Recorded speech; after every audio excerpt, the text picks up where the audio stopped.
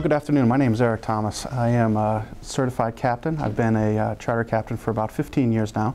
And today I'm going to talk to you about how to tie a jig on the new Saltwater Edge jig vise. It'll take real big hooks. The great thing about this is that the hook stays put as you're trying to tie down on it. It will also, of course, take flies, and you can tie flies on it. So this is the one vise that can almost do it all. It certainly cannot do hooks down to real small size, but anything in the salt water will be fine. So today I'm going to tie on this black jig. This is a 3-ounce jig, and I'm going to use some red thread. It's typically what we use when we tie jigs. And I'm just going to wrap this on there just to get started. And we'll trim that off. And what I like to do here is, you're going to put a lot of bucktail on here.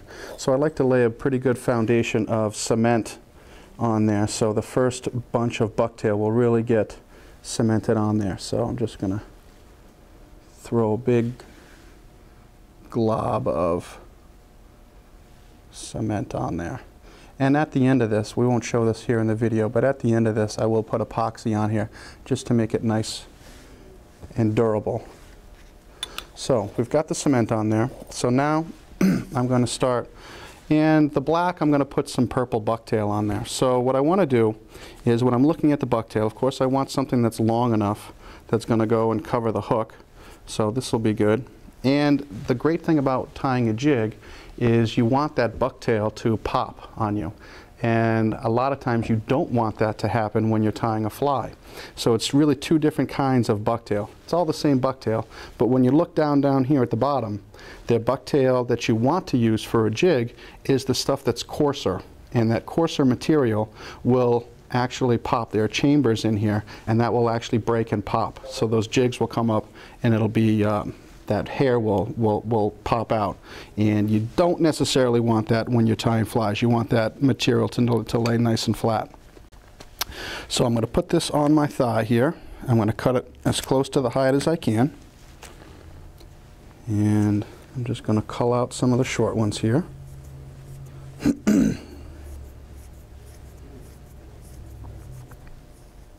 So I've got a pretty big clump here, and you want to have that when you're tying a jig.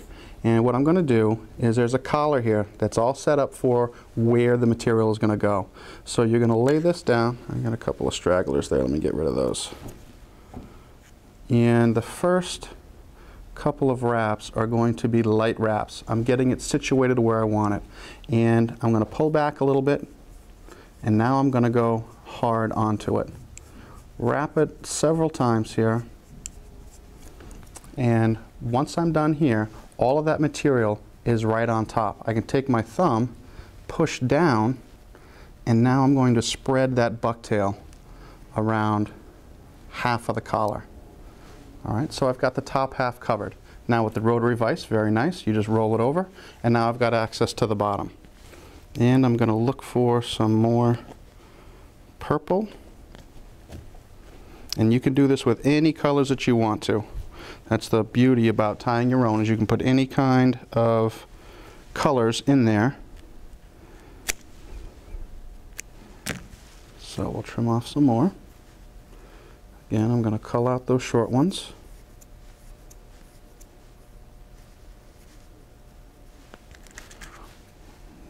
And here I'm just going to make it flat there. They shifted on me a little bit. So again, I'm going to do the same thing. I'm going to start out light, collect it where I want to, and as I wrap towards the head, I'm going to go tighter. Alrighty, so push. That bucktail swings around to either side, and then you might be left with a couple of places that you need to fill in, which is fine. Again, with that rotary vise, you can position that fly wherever you need. So I'm going to take a little bit more.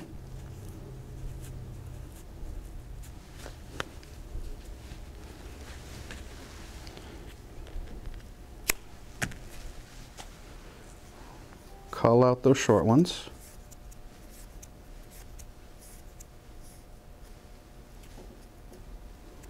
Get the flyaways. Trimming up just a little bit. And I've got a space that's missing some right there. So again, light wraps and then tight wraps. Push, and now it's seamlessly filled in there. Okay, I've got a spot on the other side that I need to add some to. I'll grab some more. Again, your thigh is your friend, your workbench. Trim it off close. Cull out those short ones.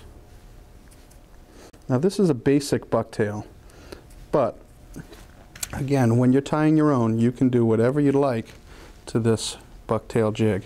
And what I've started to do is I've actually started to tie basically a fly on the back of this. And the way that I could describe it is a big clouser. All right, with a clouser minnow, you've got the eyes on there. This is just 2 ounces instead of a small amount. So I've got what I want for bucktail on there, and what I'm going to do is I'm going to spice this up a little bit, and I'm going to do that by adding some flash. So I'm going to go in here, I'm going to grab this big flash, and this is basically Flashabou. I believe they call it saltwater size Flashabou. And I'm looking at, I don't know, 10 strands, 10 or so, and I'm going to put it in 2 bunches in my hand, so I've got about 5 in each, and I'm going to set half of it aside. Another great tool is your mouth. Now I've got 2 bunches, and I'm going to lay these right on the side.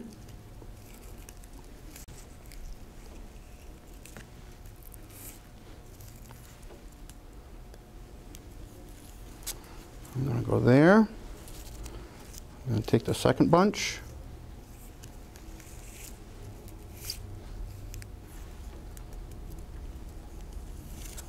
I'm going to go there, and then with the rotary, I can spin it over. Take this other bunch out, cut it in half. Okay, I'll put half down.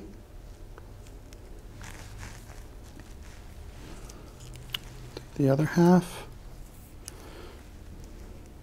and I call this folding in the material. So I'm going to take the material, I'm going to go behind the thread, I'm going to capture it, and then pull it together in my hand. And now it's already started to be locked in. This makes a much better connection as you're tying it in. If you just tied it in like this, you could actually pull it out. So when you lock it in, it prevents it. It just makes a more durable jig, fly, whatever you happen to be tying. So again, I'm going to do the same technique. I'm going to fold it in. I'm going to rotate just a little bit because I want this flash to be on the upper part of the jig head. So we are done with the jig. Now, to make it look pretty, again, I was a fly tyer, so did a lot of commercial fly tying, and you've got to make it look good. All right, so the ending is very important. And what I'm going to do is I'm going to take a little bit of this Estaz, and I'm just going to make the collar of this. And I know most jigs have a red collar, and I agree with that. It could simulate gills and things, but I'm going to do a flashy collar here. So I'm just going to wrap this in, and it's just going to cover up all those red thread wraps that I just did. So I'm going to wrap this in.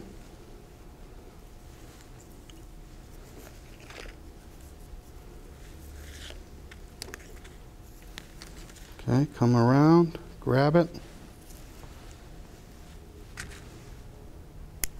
trim that off, and now I'm just going to make a small collar there with the red. But now it just gives it that finished, a little bit better finished look. To tie it off, I'm going to just whip finish it here. You can use a tool, you can do half hitches. I was taught how to do this.